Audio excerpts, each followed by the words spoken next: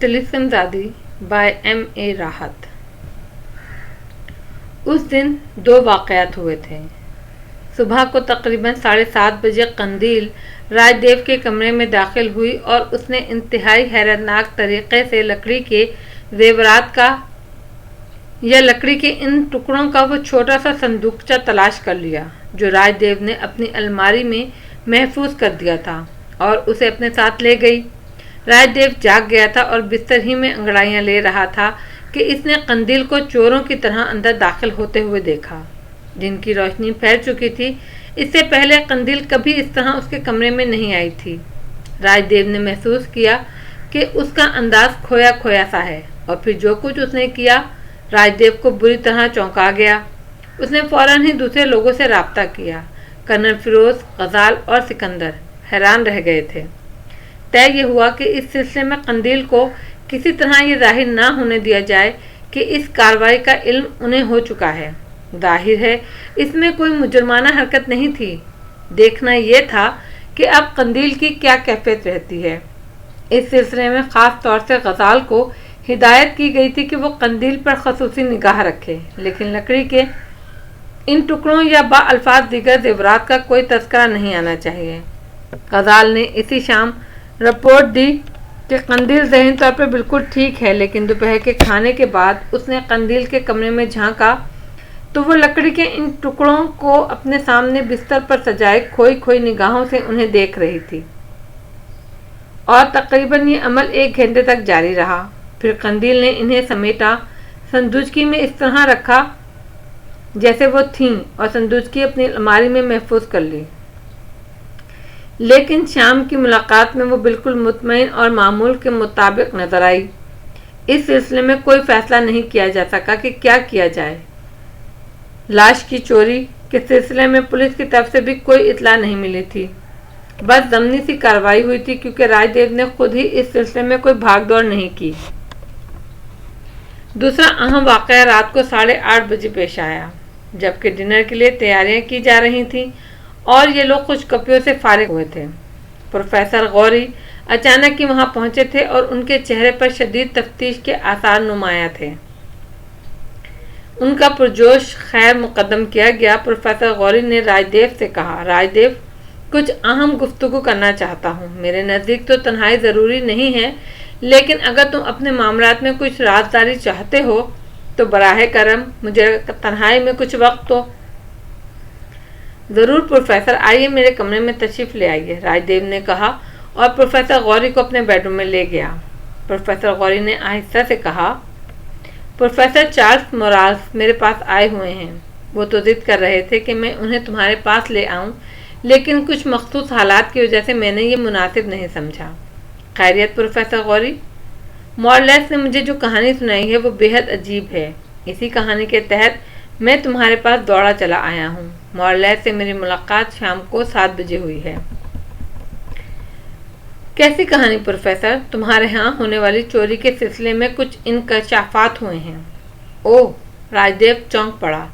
Professor ने चंद लम्हात खामोश रहने के बाद कहा, थोड़ा सा जुर्म मेरा भी है, लेकिन इस बात के तुम गवाह हो राजदेव कि मेरे जहन में कोई बुराई नहीं थी।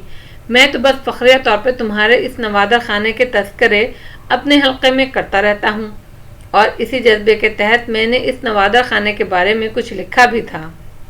फिर जब प्रोफेसर चार्ल्स मॉरलेस और इनके साथ कुछ दूसरे लोग इस नवादा खाने को देखने की आरज़ू मेरे पास लेकर पहुंचे तो मैंने इन्हें तुम तक पहुंचा दिया। प्रोफेसर चार्ल्स मॉरलेस एक नफीस इंसान हैं। उनका माजी बेदाग है, लेकिन इनके साथ एक और शख्स एडमंड गारसान भी था, जिसने खुद अपने बारे में बताया था कि उसका ताल्लुक बहरी कज़ाकों से रहा है। यहाँ से जाने के बाद प्रोफेसर चार्ल्स मोरालास कुछ दूसरी जगहों की सयाहत करते हुए भरतपुर पहुंच गए।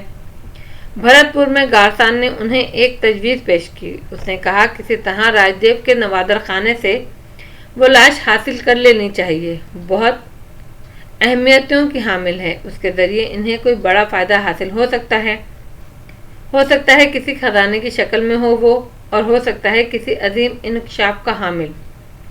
राजदेव के लिए वो लाश सिर्फ एक नादिर शय की हैसियत रखती है, लेकिन इस लाश के साथ जो नक्शा है وہ ایک باقاعدہ تحریر ہے، اور گارسان نے ایک ہی نظر میں یہ اندازہ لگا لیا تھا کہ وہ تحریر بے حد قیمتی ہے۔ اس نے کہا وہ تمام چیزیں وہاں سے حاصل کر کے وہ لوگ بہت بڑا کارنامہ انجام دے سکتے ہیں، لیکن راج دیو کو اس سلسلے میں شریک کرنا مناسب نہیں ہوگا۔ چارلس مورلاس نے اس تصور کی شدید مذمت کی اور کہا کہ اگر ایسی کوئی بات ہے تو راج دیو کو اس میں شریک کیا جا سکتا ہے، کیونکہ ان سے جو گفتگو ہوئی تھی اس کے تحت یہ بات بھی واضح ہو گئی تھی کہ خود راج دیو کو اس بارے میں کچھ نہیں معلوم، اور نہ ہی وہ اس سلسلے میں کوئی خاص تحقیق کرنے کا ارادہ رکھتے ہیں۔ چارلس مورلاس کی اس بات کو گارسان نے ٹھکرا دیا اور کہا کہ اگر ایسی کوئی صورتحال راج دیو کو معلوم ہو گئی تو وہ اپنے طور پر ہی تمام کارروائی کرنے کی کوشش کریں گے، اور ان لوگوں کو کوئی برتری حاصل نہیں ہو سکے گی، کیونکہ یہ ہندوستان ہے اور یہاں ان لوگوں کے وسائل محدود ہیں۔ بہرطور کئی بار گارسان نے اس سلسلے میں چارلس مورلاس کو اپنا ہم نوا بنانے کی کوشش کی، لیکن چارلس اس بات پر تیار نہیں ہوئے، اور پھر ایک دن گارسان ایک اور شخص سیل براؤن کے ساتھ خاموشی سے غائب ہو گیا، اور اس کے بعد چارلس مورلاس کو اس کا پتہ نہیں چل سکا۔ چارلس مورلاس اسے کچھ دن تلاش کرتے رہے، پھر اس تصور کے تحت کہ کہیں گارسان ان سے الگ رہ کر کوئی حرکت کرنے کی کوشش نہ کرے، وہ بیچارے مجبوراً میرے پاس پہنچے، یہ اطلاع دینے کے لیے کہ ہم یہاں اس لاش کے تحفظ کا معقول بندوبست کر لیں۔ انہوں نے مجھ سے اس کا تذکرہ کیا تو میں نے انہیں بتایا کہ واردات ہو چکی ہے۔ اس بات پر وہ بے حد شرمندہ ہیں اور اپنے آپ کو اس کا ذمہ دار ٹھہرا رہے ہیں، کیونکہ گارسان ان کے ساتھ ہی یہاں آیا تھا۔ راج دیو یہ تفصیلات سن کر شرمندہ رہ گیا۔ اب اس کی بات میں کوئی شبہ نہیں تھا کہ گارسان ہی اس کارروائی کا محرک تھا۔ ویسے اس کی پراسرار شخصیت اب راج دیو کو یاد آ رہی تھی۔ راج دیو کو یہ اندازہ ہو گیا تھا کہ صورتحال کیا ہے۔ بہرطور اس نے پروفیسر غوری سے کہا وہ فوراً چارلس مورلاس سے ملنا چاہتا ہے اور اس کے لیے کوئی بندوبست کیا جائے، تو پروفیسر غوری نے بتایا مورلاس انہی کے ہاں مقیم ہے اور انہیں اس پر کوئی اعتراض نہیں ہے کہ راج دیو ان سے ملاقات کرے۔ راج دیو نے دوسرے لوگوں کو بھی اس واقعے سے لا علم رکھنا مناسب نہیں سمجھا۔ تھوڑی ہی دیر کے بعد پروفیسر غوری کو ساتھ لیے ہوئے ان سب کے پاس پہنچ گیا۔ پھر اس نے پروفیسر غوری کے انکشافات ان کے سامنے دہرا دیے۔ کرنل فیروز کا چہرہ تجسس کی تصویر بن گیا، سب بھی حیران تھے۔ پھر اس سلسلے میں یہ گفتگو کی جانے لگی کہ اب کیا ہونا چاہیے۔ کرنل فیروز نے پروفیسر غوری سے سوال کیا، کیا وہ صرف 2 آدمی ہو سکتے ہیں پروفیسر جنہوں نے یہاں کارروائی کی؟ کیا عرض کیا جا سکتا ہے کرنل؟ میرا خیال ہے آپ لوگ بھی چارلس مورلاس سے مل لیجئے، رات کی ایک کافی میرے ساتھ ہو جائے، تو پھر آپ ہمارے ساتھ ڈنر میں شرکت کیجیے۔ راج دیو نے پیشکش کی۔ اس وقت نہیں راج دیو، تم سمجھتے ہو چارلس مورلاس میرے ہاں مقیم ہے۔ ہم آپ کو مجبور نہیں کریں گے، تو پھر یہ طے کیے لیتے ہیں کہ ڈنر کے بعد ہم لوگ وہاں پہنچ جائیں گے۔ میں آپ کو ڈنر کی دعوت نہیں دے سکتا کیونکہ بالکل اتفاقی ملاقات ہے، پروفیسر غوری نے بے تکلفی سے کہا۔ آپ اس کا تصور بھی نہیں کریں پروفیسر، پلیز، راج دیو نے کہا، اور تھوڑی دیر کے بعد پروفیسر ان سے رخصت ہو گیا۔ سب کے چہرے تشویش کے آئینہ دار نظر آ رہے تھے۔ اس سلسلے میں بات چیت ہونے لگی۔ راؤ سکندر نے گارسان کے بارے میں راج دیو سے معلومات حاصل کی اور راج دیو نے گردن ہلاتے ہوئے کہا، ہاں، یہی لوگ تھے جنہوں نے سب سے آخر میں اس نوادر خانے کو دیکھا تھا۔ گارسان ایک پراسرار شخصیت کا مالک تھا، لیکن میں نے کسی پر توجہ نہیں دی تھی اور صرف ایک مہمان ہی کی حیثیت دی تھی، اور گارسان نے چمڑے کا وہ ٹکڑا بھی دیکھا تھا جس پر نقوش کندہ تھے، لیکن تعجب کی بات ہے اس نے یہاں اس قسم کا کوئی اظہار نہیں کیا تھا۔ ان لوگوں کو بارہا آزمایا جا چکا ہے، لیکن ہم سادہ لوگ دل کبھی ان پر شبہ نہیں کرتے، راؤ سکندر نے تلخ لہجے میں کہا۔ خیر، یہ انفرادی بات بھی ہے، انہی میں سے چارلس مورلاس بھی ہے جس نے یہ اطلاع ہمیں دی ہے، راج دیو نے کہا، اور راؤ سکندر منہ ٹیڑھا کر کے خاموش ہو گیا۔ پھر اس نے آہستہ سے کہا، یوں لگتا ہے راج دیو کہ یہ لوگ ہمیں پرسکون نہیں رہنے دیں گے، کوئی اور ہماری مہم ہمارا انتظار کر رہی ہے۔ یقینی طور پر اگر ایڈمنڈ گارسان اس لاش کی تحقیقات کرنا چاہتا ہے، اس نقشے کے ذریعے کہیں پہنچنا چاہتا ہے، تو وہ جگہ گوانڈا سوہارا کے علاوہ اور کوئی نہیں ہو سکتی۔ और गारसान को गवांडा सोहारा में हमारा आमना सामना करना पड़ेगा। इस बात पर सभी चौंक कर राव सिकंदर को देखने लगे। राजदेव की निगाहों में हैरत के नक्कुश थे। फिर इसके होंठों पर हल्की मुस्कुराहट फैल गई। उसने कहा, यार राव, ये बात तो तुमने 16 आने दुरुस्त कही। वाकई हम इस बात को कैसे नज़रअंदाज कर सकते हैं। Oh good, very good. Colonel, मैं आपको भी इस मुहिम की दावत देता हूँ और गजाल बेटे तुम्हें भी। यकीनी तौर पर हमें इस सिलसिले में खामोशी नहीं इख्तियार करनी चाहिए। बात अगर मेरे नवादर खाने से किसी चीज़ की चोरी हो जाने की होती तो शायद मैं इसे नज़रअंदाज कर देता, लेकिन हमारे सामने एक जिंदा वजूद भी है जिसका नाम कंदील है, जो इन तमाम वाक़यात से बराह रास्त ताल्लुक़ रखती है। और हम कंदील से बराह रास्त ताल्लुक़ रखते हैं। कैसे नज़रअंदाज किया जा सकता है इन हालात को। बल्कि एक तरह से तो हमें एडवर्ड गारसान का शुक्रगुजार भी होना चाहिए कि उसने ये लाश चोरी करके हमारे जहनों में ये तहरीक पैदा कर दी।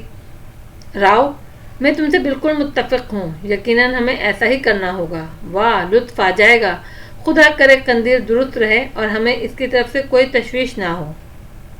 बहादुर, इस मसले को हल तो करना ही है और डिनर का वक्त भी निकला जा रहा है। हमें डिनर के बाद कॉफ़ी प्रोफेसर गौरी के यहाँ पीनी है। कर्नल फिरोज ने हंसते हुए कहा।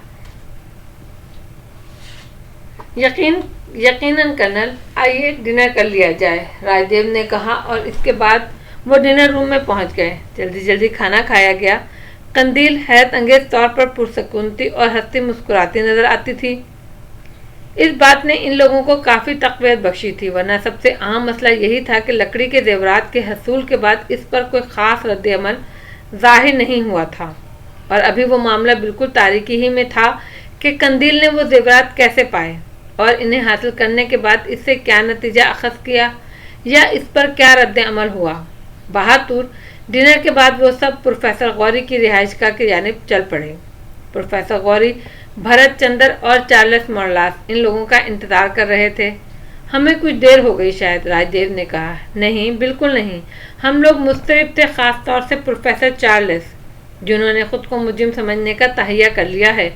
प्रोफेसर गौरी ने कहा। क्या मतलब? ये इस एहसास से सख्त मुतासिर हैं कि गारसान के साथ आपसे मिले थे। नहीं प्रोफेसर, बल्कि मामला इसके बरअक्स है। हम तो आपके शुक्रगुजार हैं कि आपने हमें एक बड़ी उलझन से निजात दिला दी, वरना हम इसी उलझन में गिरफ्तार रहते कि लाश चुराने वाले कौन हैं और उनका मकसद क्या हो सकता है। आपके इस इंकशाफ ने तो हमें इस उलझन से निजात दी है, राजदेव ने कहा। मुझे गारसान की इस हरकत का दुख है, चार्ल्स मॉरलास ने कहा। मिस्टर गारसान का मौक़िफ़ हमारे सामने आ चुका है।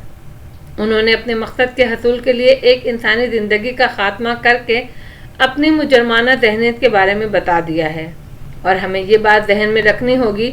मैंने बहुत से लोगों को आज़ादाना तौर पर अपने इस नवादर खाने की सैर कराई है। कभी इस खौफ का शिकार नहीं रहा कि कोई यहाँ से कुछ चुराने की कोशिश करेगा, वरना शायद यहाँ के इंतज़ामात मुख्तलिफ होते और मिस्टर गारसान यहाँ दाखिल होकर आसानी से बाहर नहीं निकल पाते। लेकिन मिस्टर चार्ल्स, हमने इन काविशों को सिर्फ शौक तक महदूद रखा है। मैं और मेरा दोस्त राव न जाने कहाँ कहाँ आवारा गर्दी करते रहे हैं, लेकिन हमने ख़जाने कभी नहीं तलाश किए, क्योंकि हमारे आबाई ख़जाने इतने वसी हैं कि हम उन्हें ही खर्च करने का सही रास्ता दरियाफ्त नहीं कर पाए। अगर गारसान हमसे ये कहता कि वो इस लाश के पास मिलने वाली तहरीर के बारे में कोई अंदाज़ा लगा चुका है या इन नक्कुश से कोई मकसद हासिल करना चाहता है, तो शायद हम खुद वो तहरीर, इसकी तमाम मतलूबा चीज़ें इसके हवाले करके कहते कि हमें भी इस तहकीक में शामिल कर ले। हम उसे शायद ये पेशकश भी कर देते कि अगर उस कोशिश से उसे कोई ख़जाना दरियाफ्त हो जाए तो वो यकीनन अपना शौक़ पूरा करें। हम अपने तजस्सुस का शौक़ पूरा करेंगे।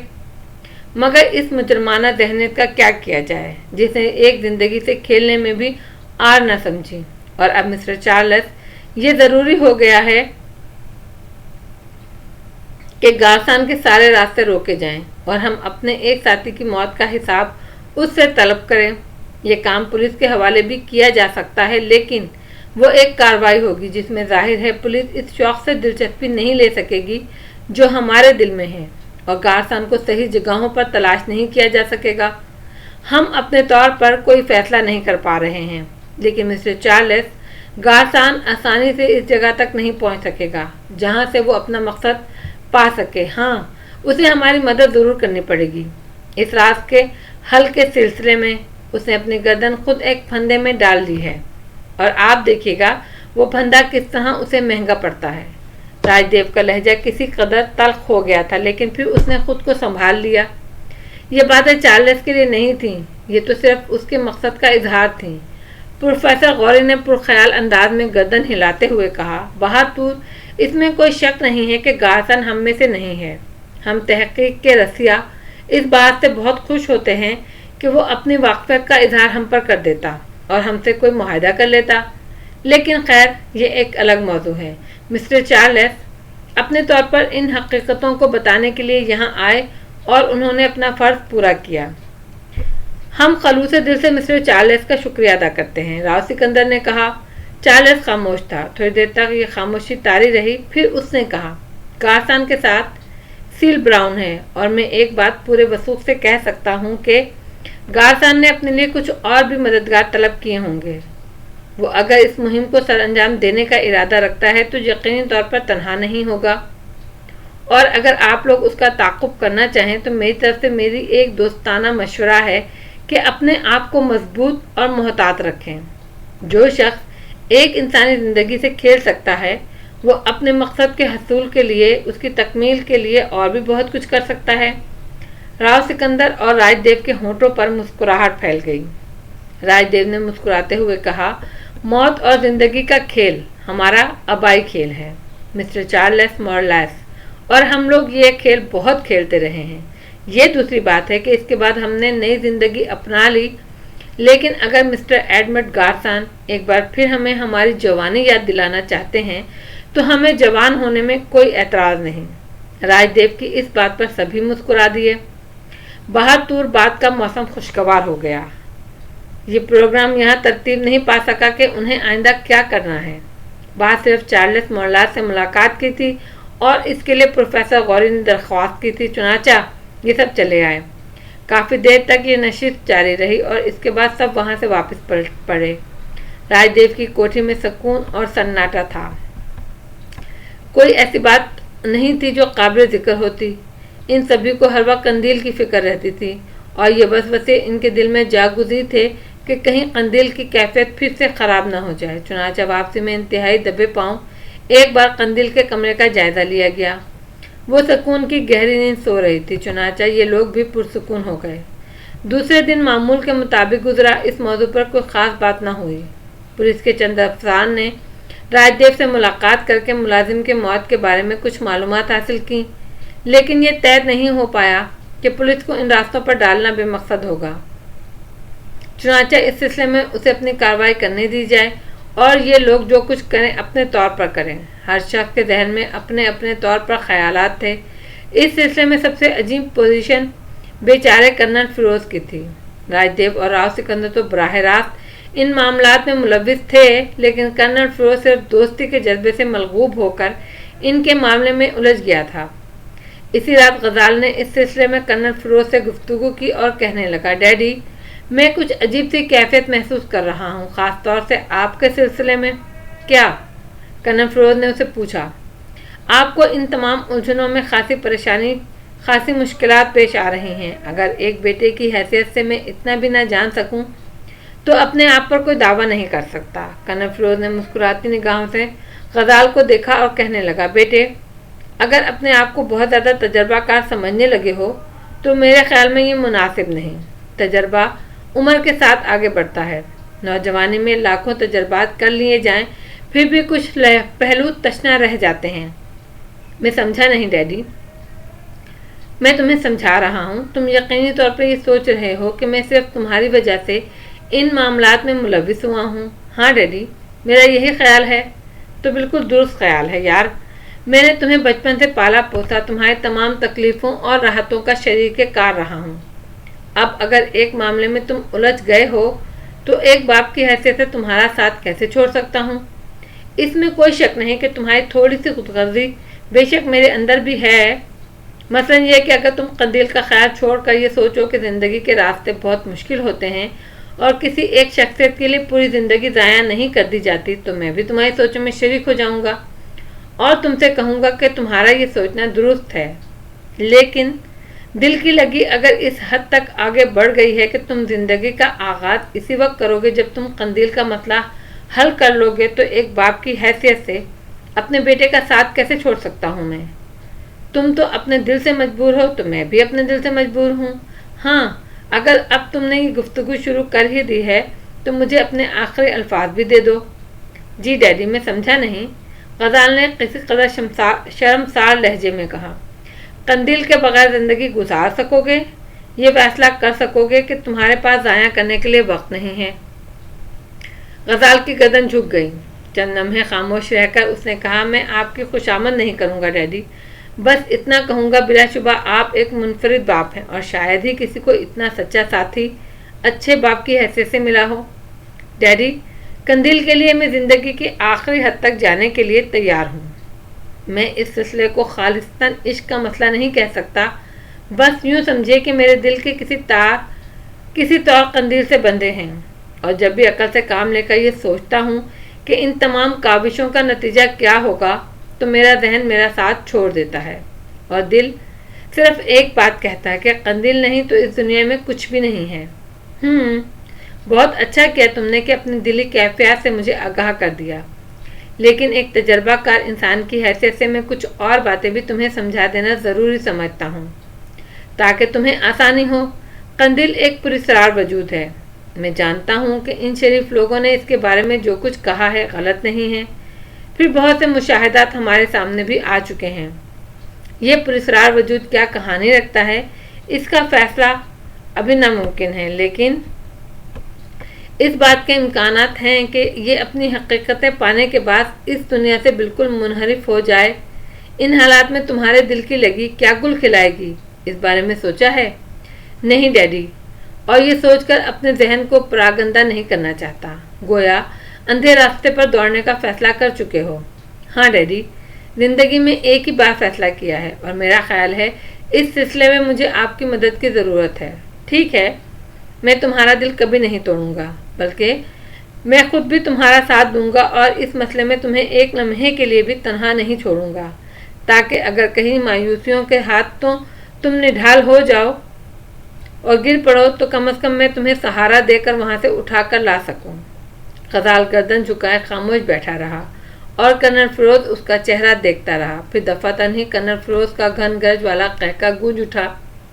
غزال چونک کر اسے دیکھنے لگا۔ واہ بیٹے واہ، عشق میں پہلے قدم پر ہی اتنی پریشانی اور اداسی طاری ہو گئی تم پر۔ ناکامی کا تصور اس وقت تک ذہن میں نہیں آنے دو جب تک ناکامی اپنی آخری شکل اختیار کر کے سامنے نہ آ جائے۔ ہو سکتا ہے ناکامیوں کا وجود ہی نہ ہو۔ غزال کے چہرے پر حیرت اور مسرت کی لہریں پھیل گئیں۔ اس نے مسرور انداز میں کہا، ڈیڈی، کیا آپ کچھ پر امید ہیں اس سلسلے میں؟ 100% پر امید ہوں بیٹا۔ محبت نے پتہ نہیں کیا کیا گل کھلائے ہیں، یہ تو ایک بہت چھوٹا سا معاملہ ہے۔ اپنے آپ کو پرعزم رکھو، مضبوط رکھو اور یہ بات دل میں بٹھا لو کہ جو کچھ ہوگا تمہاری پسند کے مطابق ہوگا۔ ڈیڈی، میں کس زبان سے آپ کا شکریہ ادا کروں؟ آپ نے ہمیشہ مجھے عزم اور حوصلہ بخشا ہے اور میں آپ ہی کی رہنمائی میں اپنی شخصیت کی تشکیل کر پایا ہوں۔ کرنل فیروز ہنسنے لگے اور پھر بولے، ایک فوجی سے تم کبھی بزدلی کی توقع مت رکھنا، کیا سمجھے؟ اور تم ایک فوجی ہی کے بیٹے ہو۔ غزال مسکراتا رہا، پھر اس نے گردن ہلاتے ہوئے کہا، ہاں ڈیڈی، میں ایک فوجی کا بیٹا ہوں اور مجھے اس پر فخر ہے۔ تھوڑی دیر کے بعد غزال کرنل فیروز کے پاس سے اٹھ گیا۔ کرنل فیروز سے ہونے والی اس گفتگو نے اس کے ذہن سے الجھنوں کی ساری گرد صاف کر دی اور اب کافی مطمئن ہو گیا تھا وہ، اور اس وقت نہ جانے کیوں اس کا جی چاہا کہ قندیل سے ملے۔ وہ قندیل کے کمرے کی جانب چل پڑا۔ اس کا اندازہ تھا قندیل سو رہی ہوگی، لیکن کمرے میں اس نے تیز روشنی دیکھی۔ جب اس نے کمرے میں جھانک کر دیکھا تو اسے ایک دم سے ذہنی جھٹکا لگا۔ قندیل کی کیفیت آج پھر کچھ مختلف سی تھی۔ وہ زمین پر آلتی پالتی مارے بیٹھی ہوئی تھی اور اس کے سامنے لکڑی کی ایک صندوقچی رکھی تھی جس میں وہی لکڑیوں کے ٹکڑے موجود تھے जो लाश के जिस्म पर जेवर की शक्ल रखते थे। कंदील इन टुकड़ों को आपस में बजा बजा कर इन्हें मुख्तलिफ हिस्सों में तकसीम कर रही थी और ज़मीन पर एक अजीब सी शक्ल बना रही थी। गज़ाल ने दरवाजे को थोड़ा सा धकेला और फिर अंदर दाखिल हो गया, लेकिन कंदील को उसके कदमों की चाप भी महसूस न हुई। वो बदस्तूर सर झुकाए अपने काम में मशगूल रही और गज़ाल गहरी निगाहों से उसकी इस मसरूफियत का जायज़ा लेता रहा। तभी कंदील ने मुस्कुराते हुए गर्दन उठाई और गज़ाल का दिल धक से हो गया। कंदील की आंखें सोने की मानिंद चमक रही थी। इनकी होठों पर एक इंतहाई भयानक मुस्कुराहट थी। उसने इसी अंदाज में गज़ाल को देखते हुए कहा, सुन रहे हो ये आवाज़ें? सुन रहे हो? महसूस कर रहे हो? उन्हें देखा क्या कह रहे हैं वो? ओ हाँ, तुम्हारी आवाज़ मुझ तक आ रही है शामपुरा। आगुनाशा माशा शाओ पापा हवेरा हवेरा। कंदील की आवाज़ भयानक होती जा रही थी और उसकी गूंज पूरे कमरे में उभर रही थी। गज़ाल का दिल धक धक कर रहा था। कंदील एक लम्हे के लिए रुकी जैसे कुछ सुन रही हो, फिर गर्दन हिलाकर बोली, हवेरा। इसके बाद उसने गर्दन झुका ली। बाल इसके चेहरे के खूबसूरती पर बिखर गए। गज़ाल सकते के आलम में खड़ा था। कंदील का ये रूप अब उसके लिए अजनबी नहीं था, लेकिन उसे कंदील जैसी शगुफ्ता मिजाज और सोशल लड़की को इस कैफियत में देखकर शदीद रंज होता था और वह इस उलझन का शिकार हो जाता था कि अब क्या उसका मर्ज कैसे दुरुस्त होगा, वो क्या करे क्या ना करे। कंदील से मुताल्लिक जो कहानी उसने सुनी थी वो इसकी समझ में नहीं आई थी, लेकिन वो उसे झुटला भी नहीं सकता था, क्योंकि ये कहानी राव सिकंदर ने सुनाई थी, जो कंदील का वारिस था। वो खुद उन लोगों में शामिल हो गया था कि किसी कीमत पर कंदील को तन्हा नहीं छोड़ेगा। उसने फैसला कर लिया था जब वो लोग अपनी अहमकाना काविशों में नाकाम हो जाएंगे तो फिर वो कंदील के इलाज की जिम्मेदारी कबूल करेगा और उसे मुल्क से बाहर ले जाएगा। ख्वाह कुछ भी हो जाए, वो कंदील का आखिरी दम तक साथ देगा। कंदील इसी तरह बैठी रही। फिर उसने गर्दन झटकी और चौंके हुए अंदाज में इधर उधर देखने लगी। अब उसकी आंखों की कैफियत दुरुस्त हो गई थी। उसने आहिस्ता से कहा, मुझे सहारा दो गज़ाल। उसने अपना हाथ बुलंद किया और गज़ाल बड़ी चाहत से उसका हाथ पकड़कर उसे सहारा देते हुए मसहरी तक ले आया। वो कौन है गज़ाल? वो मुझे क्यों पुकारते हैं? आह गज़ाल, मुझे बताओ वो कौन है? वो कौन है? क्यों पुकारते हैं मुझे? गज़ाल परेशान नज़रों से कंदील को देखता रहा। कंदील बहुत उलझी उलझी नज़र आ रही थी।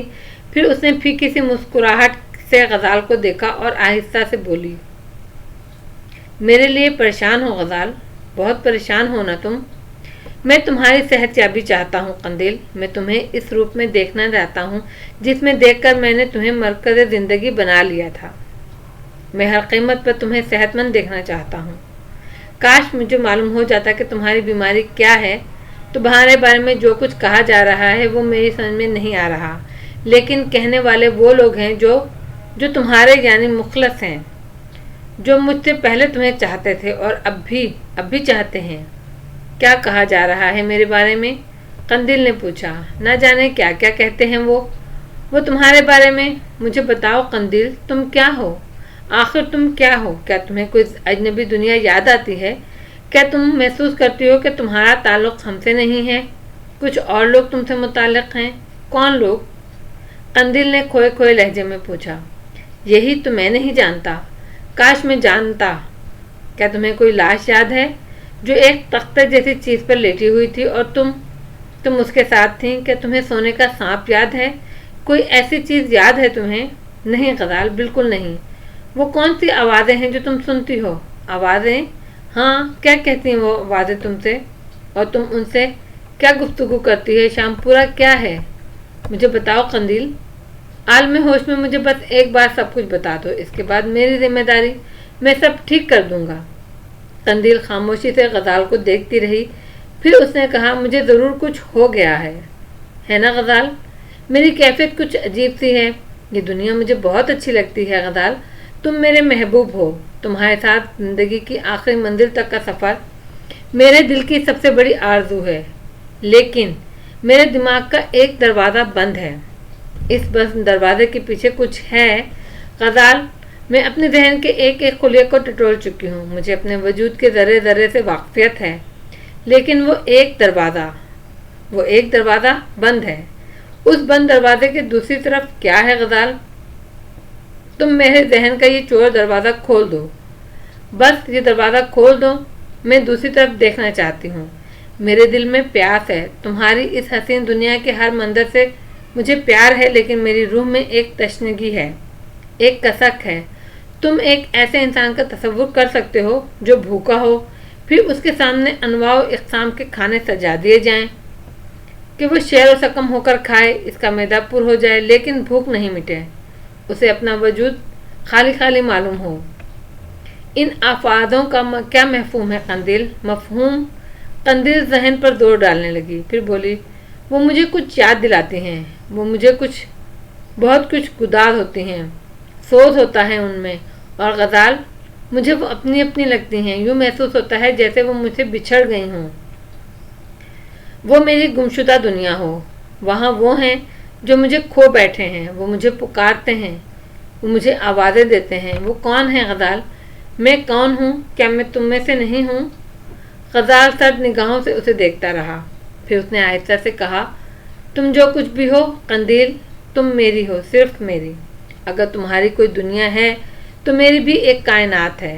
وقت اگر مجھ سے امتحان چاہتا ہے تو میں نے امتحانوں سے کبھی منہ نہیں موڑا۔ تمہارے لیے جنگ کروں گا اور تمہیں حاصل کروں گا۔ میں تمہارے وجود کا ہر دروازہ کھول دوں گا، تمہیں ہر شے سے روشناس کرا دوں گا، اور اس کے بعد تمہیں آواز دوں گا۔ پھر یہ آواز تمہارے دل کے دریچوں سے طوفان کی کڑک بن کر ٹکرائے گی اور تم کہو گی، شام پورا آموریا آموریا۔ تم کہو گی، میں آ رہی ہوں غزال، میں آ رہی ہوں۔ غزال کا لہجہ بے حد عجیب ہو گیا۔ قندیل محبت بھری نظروں سے غزال کو دیکھ رہی تھی، پھر اس نے ایک ٹھنڈی سانس لے کر کہا، اگر یہ سب کچھ نہ ہوتا غزال تو کتنا اچھا ہوتا، ہم دونوں، صرف ہم دونوں۔ دیر تک غزال قندیل سے باتیں کرتا رہا۔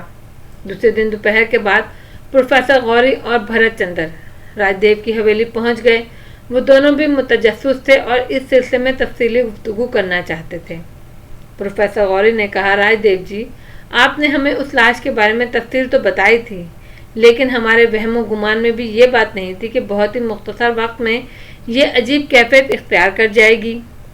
چارلس مارلیٹ بیچارہ بڑا بددل واپس گیا ہے، کہہ رہا تھا اگر عام حالات ہوتے اور یہ صورتحال نہ ہوتی تو وہ خود بھی ہمارے ساتھ شرکت کرتا، ان معلومات سے لطف اندوز ہوتا، لیکن وہ کہتا تھا کہ اب وہ اس پوزیشن میں نہیں ہے کہ ایسی کوئی فرمائش کر سکے، کیونکہ اس کے ایک ساتھی نے زبردست مجرمانہ کارروائی کی ہے اور آگے بھی نہ جانے اس کے ذہن میں کیا ہو۔ لیکن راج دیو جی، میں اور بھرت چندر اس موضوع پر بہت دیر تک گفتگو کرتے رہے ہیں، اور ہم نے اپنے طور پر سوچا کہ آپ سے معلومات حاصل کریں کہ آپ کا اس سلسلے میں کیا پروگرام ہے۔ راج دیو نے راؤ سکندر کی طرف دیکھا تو راؤ سکندر مسکرا کر بولا، یہ بات تو آخری ہے پروفیسر غوری کہ ہم لوگ اس مسئلے کو نظر انداز نہیں کر سکتے۔ ابتدا میں ہم نے اس کہانی کو مکمل طور پر راز میں رکھا تھا، لیکن آپ کو شاید اس بات پر حیرت ہو کہ قندیل کے بارے میں میری بیوی تک نہیں جانتی کہ اس کی شخصیت میں ایسی کیا انوکھی بات پوشیدہ ہے۔ لیکن اب وقت کا کیا کیا جائے، جس نے یہ راز خود بخود کھول دیا ہے۔ ہم بلا شبہ طویل عرصے تک اپنی مہمات کا یہ سلسلہ ترک کر چکے ہیں، اور شاید اپنی مصروفیت کی وجہ سے دوبارہ اب کبھی اس طرف راغب نہ ہوتے، لیکن حالات نے ہمارا دامن نہیں چھوڑا اور مجبور کر دیا کہ ایک بار پھر کمر بستہ ہو جائیں۔ بہت اور ہمارا یہ فیصلہ ہے کہ ہم گوانڈا سوہارا کے جنگلات میں پھر سے جائیں گے اور اس راہ کا سراغ لگائیں گے۔ تو کیا آپ لوگوں نے طے کر لیا ہے کون کون وہاں جا رہا ہے اور کیا طریقہ کار اختیار کیا جائے گا؟ ابھی تک پروفیسر غوری ہم نے کچھ ذہن میں نہیں رکھا۔ اگر آپ کے ذہن میں یہ تصور ہے کہ آپ بھی ہماری اس مہم میں شریک ہو جائیں تو سب سے پہلے میں آپ کو اور بھرت چندر جی کو دعوت دیتا ہوں کہ آپ ہماری اس مہم میں شرکت کریں، بشرطیہ کہ آپ کے اپنے دل میں بھی یہ بات ہو اور آپ کے حالات اس کی اجازت دیں۔ پروفیسر غوری مسکرا دیا، پھر اس نے کہا، حقیقت یہی تھی راؤ جی کہ ہم دونوں بھی ان واقعات سے بے حد متاثر ہوئے ہیں۔ اور ہماری دلی خواہش تھی کہ ہم آپ سے اس کی فرمائش کریں۔ بھرت چندر جی کا کہنا ہے کہ راج دیو پہلے ہی انوکھے واقعات کا شکار ہو چکے ہیں اور دودھ کا جلا چھاچھ پھونک پھونک کر پیتا ہے۔ ہو سکتا ہے راج دیو جی ہمیں اپنے ساتھ لے جانا پسند نہ کریں، اسی لیے یہ بات ان سے نہ کہی جائے، مگر میں نے کہا بھائی یہ تو تحقیقات کا مسئلہ ہے، ہمیں نہ تو کسی خزانے سے دلچسپی ہے، نہ کوئی مہم سر انجام دے کر جھنڈا گاڑنے سے۔ ہم تو صرف اس تجسس کا شکار ہیں کہ آخر یہ کہانی کیا ہے۔ اگر اس سلسلے میں ہم کھل کر راج دیو جی سے اپنی اس خواہش کا اظہار کر دیں تو ایسی بات بھی نہیں، راج دیو جی کو یہ حق تو حاصل ہے کہ وہ ہمیں انکار کر دیں۔ نہیں پروفیسر غوری، آپ جیسے دوستوں پر مجھے فخر ہے۔ حقیقت یہی ہے کہ ہم لوگ پہلے بھی آپ کو یہ بات بتا چکے ہیں کہ ہم صرف مہم جو ہیں، سیر، شکار، جنگلی درندوں سے پنجہ کشی اور جنگلوں کے اسرار کو جاننا ہمارا محبوب مشغلہ رہا ہے، اور یہ اس وقت کی بات ہے جب ہماری رگوں میں لہو کی جگہ سیماب دوڑتا تھا۔ بال بچوں کے چکر میں پھنس کر بلا آخر وہ تمام مناظر نظر انداز کرنے پڑے، لیکن ہمیں اس سلسلے میں بہت زیادہ معلومات حاصل نہیں ہیں۔ ہم قدیم زبانوں کو یا اشارتی نقشوں کو نہیں پڑھ سکتے، اور یہی وجہ ہے کہ میرے نوادر خانے میں بہت سی ایسی چیزیں ہیں جو اپنی ایک کہانی رکھتی ہیں، لیکن جو کہانی مجھے معلوم ہو گئی بس وہ معلوم ہو گئی۔ باقی کہانیوں کو جاننے کی نہ میرے اندر صلاحیت تھی اور نہ ہی میں نے اس سلسلے میں کوشش کی۔ بڑے بڑے لوگوں نے میرے اس نوادر خانے کی سیر کی اور یہاں موجود اشیاء کے بارے میں طرح طرح کی کہانیاں بھی سنائیں، لیکن بس میں نے ان کی کہانیوں کو سن لیا، اس سلسلے میں اور کوئی کارروائی نہیں کی۔ لیکن یہاں مسئلہ ذرا مختلف ہو گیا ہے۔ بالآخر ہماری رگوں میں دوڑنے والا خون چیلنج پسند ہے، اور اس شخص ایڈمنڈ گارسان نے ہمیں اس کے لیے مجبور کر دیا ہے۔ ہم ایک بار اپنی جوانی کو آواز دیں، چنانچہ یہ فیصلہ کر چکے ہیں کہ وہاں جائیں گے۔ ہو سکتا ہے ایڈمنڈ گارسان سے بھی ملاقات ہو جائے۔ اس ملاقات کے لیے ہمیں اپنی پوری تیاریاں کرنی ہوں گی۔ آپ لوگ اگر ہمارے ساتھ شرکت کریں تو ہم بس ایک درخواست ضرور کریں گے آپ سے۔ کیا؟ بھرت چندر نے پوچھا۔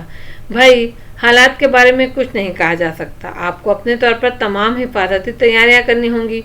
گو ہم لوگ مل جل کر اپنے اپنے تحفظ کا بندوبست کریں گے، لیکن پھر بھی کم از کم خطرہ ہر شخص کو اپنے اپنے طور پر ہی مول لینا ہوگا۔ آپ اطمینان رکھیے راج دیو جی، ہم بھی چوہے نہیں ہیں۔ اگر اس مہم میں کچھ اور بھی ضرورتیں پیش آئیں تو آپ ہمیں ان میں پیچھے نہیں پائیں گے۔ تو پھر میں بھی اپنے دوستوں راؤ سکندر کی مانند آپ کو اپنے ساتھ اس سفر میں خوش آمدید کہتا ہوں۔ بے حد شکریہ، وہ مشکل آپ لوگوں نے حل کر دی جس کا حل ہم تلاش کر رہے تھے، پروفیسر غوری نے کہا۔ تو میرا خیال ہے پروفیسر پھر اس سلسلے میں ایک فائنل میٹنگ ہو جائے، کیونکہ تیاریوں میں بھی وقت لگے گا۔ میں آپ کو اپنے ہاں آج رات کے کھانے کی پیشکش کرتا ہوں، بھرت چندر نے کہا۔ ہم یہ پیشکش قبول کرتے ہیں، راؤ سکندر نے مسکرا کر کہا۔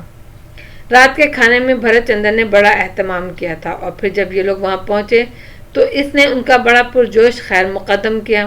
وہ ایک متمول آدمی تھا، بہت بڑا کاروباری بھی نہیں۔ یہی وجہ تھی کہ راج دیو کی اس سے دوستی تھی۔ بہرطور بھرت چندر کے شاندار ڈرائنگ روم میں اس میٹنگ کا آغاز ہوا۔ اس سلسلے میں آخری کارروائیوں پر تبصرہ آرائی ہوتی رہی۔ راؤ سکندر نے گوانڈا سہارا کے نقشے کے بارے میں تفصیلات بتائیں اور پینسل سے ایک کاغذ پر وہ نشانات بنائے جہاں سے گوانڈا سہارا پہنچا جا سکتا تھا۔ اس نے کہا کہ وسطی سہارا میں داخل ہونے کے بعد دریائے گوانڈا کے ساتھ ساتھ آگے بڑھنا ہوگا۔ اس سلسلے میں اس نے اپنے اس آخری سفر کی تفصیلات بھی بتائیں جو بے حد بھیانک تھیں۔ تمام لوگ حیرت دلچسپی سے اس مہم کی داستان سن رہے تھے۔ بھرت چندر نے کہا، یہ تو اچھی بات ہے، آپ لوگ وہاں کافی دور تک ہو آئے ہیں۔ ذرا یہ تو بتائیے کہ وہاں جیپ گاڑیوں سے سفر کیا جا سکتا ہے؟ میرا مطلب ہے ہم ایک پرسکون سفر کے لیے بہتر بندوبست کیوں نہ کریں؟ جہاں تک میرا اندازہ ہے جیپ گاڑیاں مخصوص جگہ تک تو جا سکتی ہیں، لیکن آگے چل کر وہ بیکار ہو جائیں گی۔ ان کے برعکس اگر ہم یہ سفر گھوڑوں پر کریں تو زیادہ موزوں ہوگا۔ کیا وہاں گھوڑوں کا حصول آسان ہے؟ افسوس، اس بارے میں ہمیں تفصیلات نہیں معلوم، لیکن میرے خیال میں یہ اتنا مشکل کام بھی نہیں ہوگا۔ اگر سہارا میں ہمیں گھوڑے نہ مل سکے تو اس کے آس پاس کی بستیوں میں تلاش کر لیں گے۔ اور انہیں قیمتاً خرید لیں گے۔ یہ شاید اتنا مشکل کام نہ ہو کیونکہ اس علاقے میں گھوڑے کی سواری عام ہے۔ گویا یہ بات طے ہے کہ سفر گھوڑوں پر کیا جائے گا۔ ہاں، سہارا کے جنگلات کے اندر، راج دیو نے مسکراتے ہوئے کہا، اور سب لوگ ہنس پڑے۔ اس سفر کے لیے ہمیں کیا کیا ضرورتیں پیش آئیں گی؟ ہمیں کیا کیا انتظامات کرنے ہوں گے؟ ضروریات زندگی کی وہ چیزیں جو ایسے سفر میں کام آ سکتی ہیں، پہلے کی بات دوسری تھی۔ بعض اوقات تو ہم دونوں دوست اس طرح بے سر و سامانی کی حالت میں نکل پڑتے تھے کہ رائفلوں کے علاوہ ہمارے پاس کچھ نہیں ہوتا تھا۔ لیکن اس بار صورتحال ذرا مختلف ہے۔ ایک تو یہ ٹولی جوانوں کی ٹولی نہیں ہے، ہمیں اپنی عمر کو بھی ذہن میں رکھنا ہوگا، چنانچہ کچھ ایسی چیزیں جو ہمیں ضرور ساتھ لینا ہوں گی جو ہمارے لیے آرام بھی مہیا کر سکیں۔ نمبر 2، میں خاص طور پر ایڈمنڈ گارسان کی طرف توجہ دلانا چاہتا ہوں۔ جو شخص اس مقصد کے حصول کے لیے ایک زندگی لے سکتا ہے، وہ اپنے مقصد میں مداخلت پر مزید مجرمانہ کارروائیاں بھی کر سکتا ہے۔ چنانچہ خصوصی طور پہ ہمیں اسلحے کی جانب توجہ دینا ہوگی۔ ہمارے پاس بہترین اسلحہ ہونا چاہیے تاکہ کسی بھی صورتحال میں اس سے نپٹا جا سکے۔ میں اس کی تائید کرتا ہوں، کرنل فیروز نے کہا۔ آپ تو یقیناً اس کی تائید کریں گے کرنل، کیونکہ آپ کو اپنی پرانی زندگی یاد آ گئی ہوگی۔ ویسے بھی ہم یہ مہم کرنل کی نگرانی میں سر انجام دیں گے اور کرنل ہماری اس ٹیم کے سربراہ ہوں گے۔ راج دیو نے کہا، ارے بھائی، یہ کوئی فوجی مہم ہوتی تو میں ضرور اس سلسلے میں آپ کی رہنمائی کرتا، لیکن جنگل کی اس مہم میں تو وہ 2 تجربے کار شکاری موجود ہیں، میری بھلا کیا گنجائش؟ کرنل فیروز نے ہنستے ہوئے کہا، خیر، یہ مسئلہ طے ہو جائے گا، یہ کوئی اہم بات نہیں ہے۔ اس سلسلے میں کوئی اور اہم نکتہ؟ سب سے اہم، کرنل فیروز نے کہا، اور سب چونک کر اسے دیکھنے لگے۔ کرنل نے مسکراتے ہوئے کہا، ہم صرف ایک مہم پر نہیں جا رہے، اس علاقے میں داخل ہو کر ہم اس اسرار کی تلاش کریں گے جس کا تعلق اس لاش اور قندیل سے ہے۔ لاش اور نقشہ ہمارے پاس نہیں ہے، ہوتا بھی تو بیکار تھا کیونکہ ہم میں سے کوئی اسے جاننے کی صلاحیت نہیں رکھتا۔ ان تمام حقیقتوں کو تلاش کرنے کے لیے ہمارا طریقہ کار کیا ہوگا؟ وہ سب متعجب نگاہوں سے کرنل کو دیکھنے لگے۔ انہیں حیرت ہوئی کہ واقعی ان سب سے اہم موضوع پر انہوں نے گفتگو کیوں نہیں کی۔ سبھی ایک دوسرے کی شکلیں دیکھنے لگے۔ پھر راؤ سکندر نے کہا، واقعی راج دیو، یہ موضوع تو سب سے اہم ہے، نہ جانے کیوں ہم نے ابھی تک اس پر گفتگو نہیں کی، توجہ نہیں دی۔ راج دیو بھی ہنسنے لگا اور پھر بولا، بعض اوقات ایسا ہی ہوتا ہے، اپنے جوش میں ہم اس اہم بات کو نظر انداز کر گئے۔ شکریہ کرنل، واقعی یہ سب سے اہم نکتہ ہے، میرے خیال میں ہمیں اس پر مکمل گفتگو کرنی چاہیے۔ میں آپ کو گوانڈا سہارا کے بارے میں تفصیلات بتا چکا ہوں۔ اس چھوٹی ندی کو تلاش کریں گے جس میں وہ لاش بہتی ہوئی آ رہی تھی، اور میں سمجھتا ہوں اسی کی مخالف سمت ہمارا سفر جاری رہے گا۔ ہم اس ندی کے راستے سفر کرتے ہوئے یہ سراغ لگائیں گے کہ لاش کہاں سے آئی تھی اور قندیل کی کیا کہانی ہے۔ اس کے علاوہ اور کوئی طریقہ کار میرے خیال میں مؤثر نہیں ہو سکتا۔ اگر آپ کے ذہن میں اور کوئی تجویز ہے تو بتائیے۔ نہیں، میں نے تو بس ایک خیال پیش کیا تھا۔ ظاہر ہے ہمیں اپنے ساتھ قندیل کو بھی لے جانا ہوگا، اسے ان علاقوں میں کنٹرول کرنے کے لیے ہمیں خصوصی توجہ دینا ہوگی۔ کیا معلوم کیا حالات پیش آئیں وہاں پہنچ کر، اس کی کیا کیفیت ہو، اس کا پورا خیال رکھنا ہوگا۔ میرے خیال میں اور اس سلسلے میں کوئی اہم بات نہیں ہے۔ ویسے کیا یہ ہمارے ساتھ گھوڑوں پر سفر کر سکے گی؟ بالکل، بشرطیہ وہ ذہنی طور پر بہتر ہو۔ دہلی میں وہ گھڑ سواری کرتی رہی ہے، راؤ سکندر نے کہا۔ کیا آپ اس بات سے متفق ہیں کرنل کہ ہمیں اسی انداز میں کام کرنا چاہیے؟ بالکل، جب ہمارے پاس اور کوئی ذریعہ نہیں ہے تو پھر ہم اس ندی ہی کو راہبر بنائیں گے۔ میرے خیال میں یہ موضوع یہاں ختم ہو جانا چاہیے۔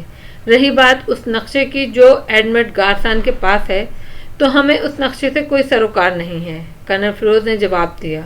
اس کے بعد دیر تک اس موضوع پر گفتگو ہوتی رہی، اور پھر جب کوئی مزید موضوع نہ رہا تو وہ لوگ اپنی جگہ سے اٹھ گئے۔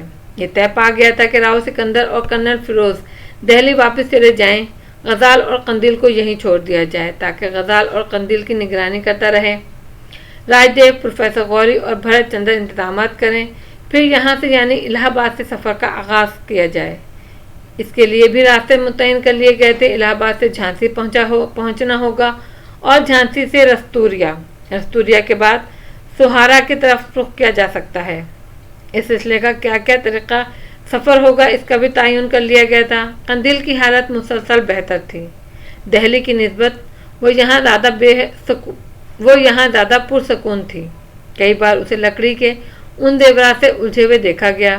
غزال نے خاص طور سے اس کا جائزہ لیا تھا کہ لکڑی کے ان ٹکڑوں کی موجودگی میں وہ کیا اندازہ لگاتی رہتی ہے، اس کا کھویا پن کس کیفیت کا حامل ہوتا ہے۔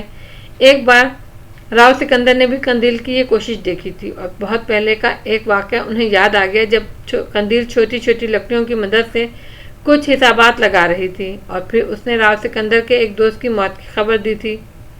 راؤ سکندر نے اس کا تذکرہ غزال سے بھی کر دیا، لیکن غزال اس سے کوئی فائدہ نہیں حاصل کر سکا۔ بہادر منصوبے کے مطابق راؤ سکندر اور کرنل فیروز دہلی واپس چل پڑے۔ راستے میں وہ اسی موضوع پر گفتگو کرتے رہے۔ کرنل فیروز نے اپنی فوجی تجربات کی بنا پر راؤ سکندر سے کہا تھا کہ وہ بہت محتاط رہنے کی ضرورت محسوس کر رہے ہیں، خاص طور سے اس شکل میں کہ اس مہم میں ان کا واسطہ ایک دشمن سے ہوگا جو اپنے طور پر کامیابی حاصل کرنے کی کوشش کرے گا، اور جس نے اپنا موقف یہ اختیار کیا تھا کہ اگر وہ راؤ سکندر اور راج دیو سے مل کر یہ مہم سر انجام دے تو ہو سکتا ہے اس کی پہنچ خزانے تک نہ ہو سکے، کیونکہ اس کے 2 وسائل محدود ہیں۔ راؤ سکندر نے اس سے اس سلسلے میں سوال کیا تھا کہ کیا ایڈمنڈ گارسان کو وہ سہولتیں حاصل ہو سکتی ہیں جو اسے گوانڈا سہارا میں کامیابی دلا دیں، جس پہ کرنل فیروز نے کہا یہ کوئی مشکل کام نہیں ہے، ہو سکتا ہے ایڈمنڈ گارسان نے اپنے اور بھی مددگار تیار کر لیے ہوں۔ بہرطور اس بات کے امکانات بھی موجود تھے کہ جو کچھ انہوں نے سوچا ہے اس شکل میں سامنے نہ آئے، لیکن احتیاط اولویت رکھتی ہے۔ بالآخر وہ دہلی پہنچ گئے۔ کرنل فیروز اپنی رہائش گاہ کی طرف چلے گئے اور راؤ سکندر نے اپنے گھر کا رخ کیا۔ یہاں کے معاملات میں کوئی خاص بات نہیں تھی، سب کچھ پرسکون چل رہا تھا، البتہ ستوت جہاں قندیل کے لیے مضطرب تھے۔ راؤ سکندر کو تنہا دیکھ کر وہ بے چینی سے بولی، کیا ہوا؟ قندیل کہاں ہے؟ راؤ سکندر کے ہونٹوں پر مسکراہٹ پھیل گئی۔ انہوں نے کہا، قندیل کو میں الہ آباد میں چھوڑ آیا ہوں، بہت بہتر حالت میں ہے۔ اس دوران اس پر کوئی خاص کیفیت نہیں طاری ہوئی۔ الہ آباد میں بہت سے اہم ڈاکٹروں نے اس کا معائنہ کیا اور اس کے مرض کو ایک ذہنی مرض قرار دیا۔ ان کا کہنا ہے یہ مرض شدید نوعیت کا نہیں ہے، لیکن اگر اس کا مؤثر علاج نہ کیا جائے تو ہر مریض کے مستقل پاگل ہو جانے کا خطرہ ہوتا ہے۔ اس مؤثر علاج کے لیے ڈاکٹروں نے مشورہ دیا ہے کہ اسے یورپ لے جایا جائے، اور میں نے فیصلہ کر لیا ہے میں کچھ عرصے کے لیے اسے لے کر یورپ چلا جاؤں۔ میں بھی چلوں گی، ستوت نے کہا۔ نہیں ستوت، ممکن نہیں ہے۔ بہتر علاج کے لیے یکسوئی ضروری ہوتی ہے، اور پھر یہاں کے معاملات کے لیے بھی تو کوئی نہ کوئی نگران ہونا چاہیے۔ میں تم پر پورا اعتماد کرتا ہوں کہ تم یہاں کے حالات کو قابو میں رکھ سکو گی۔ جہاں تک قندیل کا معاملہ ہے تو تمہیں اس بات کا اطمینان کر لینا چاہیے کہ اگر اس کا صحیح علاج ہو جائے تو پھر اس میں کوئی خامی نہیں رہے گی۔ میرا تو یہ خیال ہے تم خوشی سے مجھے اجازت دو کہ میں اسے علاج کے لیے یورپ لے جاؤں اور اطمینان سے اس کا علاج کرانے کے بعد واپس آؤں۔